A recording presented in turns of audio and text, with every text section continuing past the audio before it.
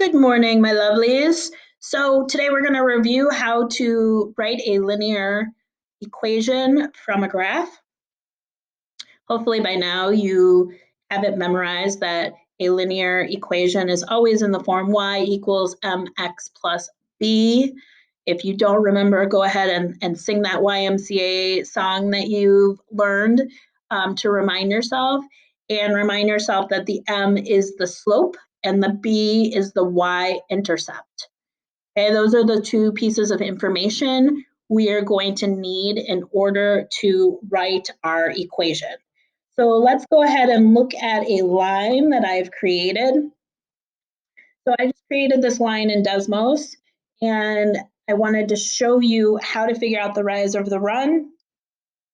It is important to look at your intervals on your graph. In this case, I'm showing you that the y is going up by 1 every time, and actually the x is going up by 1 every time, so this is a pretty easy one. Sometimes they jump around, so just pay attention to that.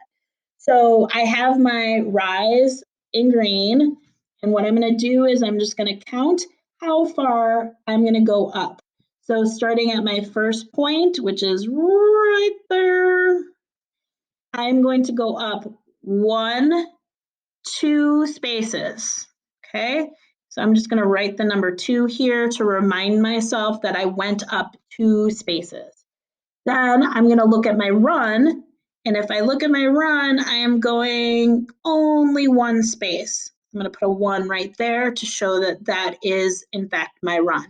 Now I'm gonna go ahead and put this in the rise over run formula.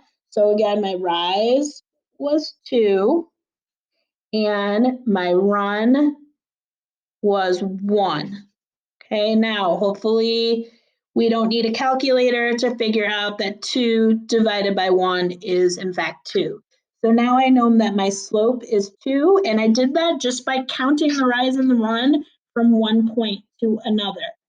I do want you to pay attention because sometimes it's tricky to figure out if it's a positive or a negative slope. If you ever get stuck and you can't remember how to do it, a positive line that has a positive slope is going to do exactly what this line is doing, which it is going up from left to right. Now, if I had a negative slope, it would be different, because instead of going up from left to right, it would go down. Okay, so the one I have on here is a positive because it's going up from left to right. If it was a negative, it is going down from left to right. And when I say left to right, I mean the left side of the graph to the right side of the graph. Okay, hopefully that will help you if you get stuck in a position where you're like, I'm not sure if that slope is negative or not. Look at the line. Is it going up or is it going down? If it's going up, it's positive. If it's going down, it's negative. Okay, the next thing we're going to do is we're going to figure out what our y-intercept is. In most cases, this is a pretty easy thing to figure out. I guess it's only difficult if it's some sort of fraction or decimal. So all I'm going to do is I'm going to look at my y-axis. In this case, it's this red axis right here. I've made my y-axis red and my x-axis yellow. I'm looking at my red line, not my yellow line, because I want the y-intercept, not the x-intercept. And I'm just going to look at where does my line cross that red line? And if you look, it crosses right there. Okay, so if I was to write the coordinate point for that, I would write 0. Y-intercept always has the x value at 0. And then you can see that I am at, let's look, 1, 2, 3. So my b is 3. Okay, so again, just looking at where the line crosses on that y-axis.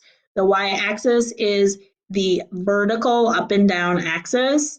The only time it would be negative is if it crosses down into the negative area of the y. Okay, so hopefully that's not too difficult.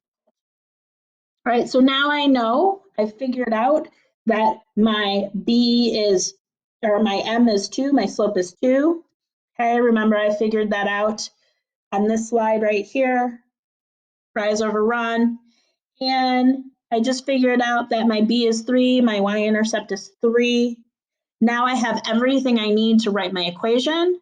So I'm going to start out with y equals, and instead of m, I'm going to put in my slope, which I now know is 2. X, don't forget the X. Some of you forgot the X the other day. Don't forget that X, it's very important. And then my B in this case is 3. And that's it. I am done. That is my equation. Okay, so it seems like maybe a lot of steps. It's really not. Like I said, you're just doing rise over run, and then you're looking at where that line crosses the y-axis. Like I said before, it never hurts to watch a video twice. Plus, you can listen to my lovely voice again. If you have any questions, please, please, please make sure that you are reaching out to a teacher. Don't just struggle. We do not want that for you. Okay? You guys have been doing an awesome job. Super proud of you. Keep it up.